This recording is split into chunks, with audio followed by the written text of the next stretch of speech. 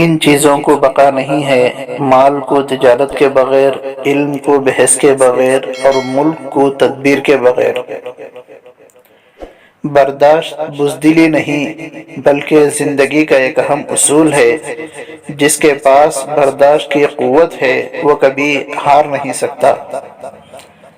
یہ زندگی اسی چیز کا نام ہے کہ کئی خواہشات اتنی چھوٹی سی ہوتی ہیں کہ آسانی سے پوری ہو سکتی ہیں، لیکن اس کے باوجود وہ پوری نہیں ہو پاتی، اور اس کے برعکس کئی خواہشات اتنی بڑی ہوتی ہیں کہ اس کا پورا ہونا ناممکن محسوس ہوتا ہے، لیکن وہ پوری ہو جاتی ہیں۔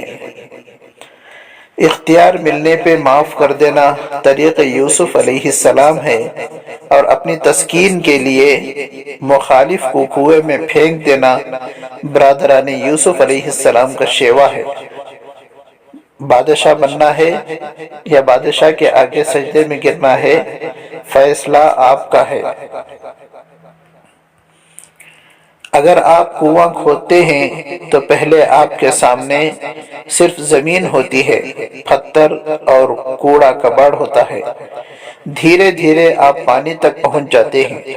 پہلے وہ پانی بھی گندا ہوتا ہے اور پھر صاف سے صاف تر ہو جاتا ہے۔ ٹھیک اسی طرح انسان کو ایک کنواں اپنی ہستی میں بھی کھودنا چاہیے۔ محبت میں عورت سے کوئی جیتا نہیں ہے، اور نفرت میں عورت کو کوئی ہرا نہیں سکا۔ عورت رو تو سکتی ہے لیکن دلیلیں پیش نہیں کر سکتی۔ اس کی سب سے بڑی دلیل اس کی آنکھ سے ڈھلکا ہوا آنسو ہے۔ اللہ نے جو تم کو دیا ہے اس پر راضی رہو تو سب سے بڑھ کر دولت مند ہو جاؤ گے۔ حقیقی اور بے لوث تعلق وہ ہوتا ہے جو وقت، حالات، ضرورت اور مزاج کے بدلنے کے باوجود بھی قائم رہے۔ اللہ انسان کو آزماتا ضرور ہے مگر آزمائش میں تنہا نہیں چھوڑتا۔ اپنے بچوں کو دین سکھاؤ، باقی سب ان کو دین سکھائے گا۔ تجھ کو ہونا تھا فرشتوں سے بھی افضل، لیکن اے انسان تو درندوں سے بھی بدتر نکلا۔ حقدار کمزور کے خلاف آپ کی گواہی ہو، ظالم اور ناحق کے ساتھ آپ کی سازباز ہو، سادہ لوح کو لوٹ کر طبیعت حشاش بشاش ہو، خدا کو بھول کر آپ کی نیند جب آپ کو راس آتی ہو تو سمجھ لیں کہ آپ کی روح کمزور ہے۔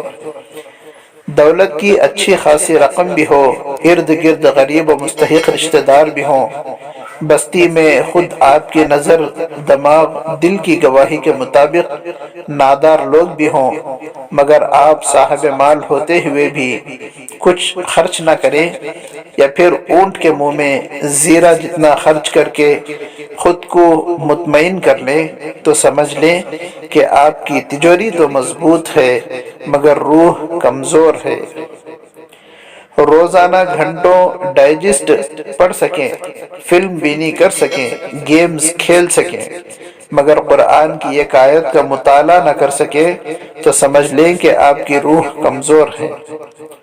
8 گھنٹے آپ دھوپ، گرمی، سردی، دن یا رات، دفتر یا بازار میں، کھیت میں یا صحرا میں محنت مشقت کر رہے ہوں، مگر آپ سے چند منٹ کی ہلکی سی محنت کے ساتھ چند رکعت نماز نہ پڑھی جائے تو سمجھ لیں کہ آپ کا جسم تو مضبوط ہے، البتہ روح کمزور ہے۔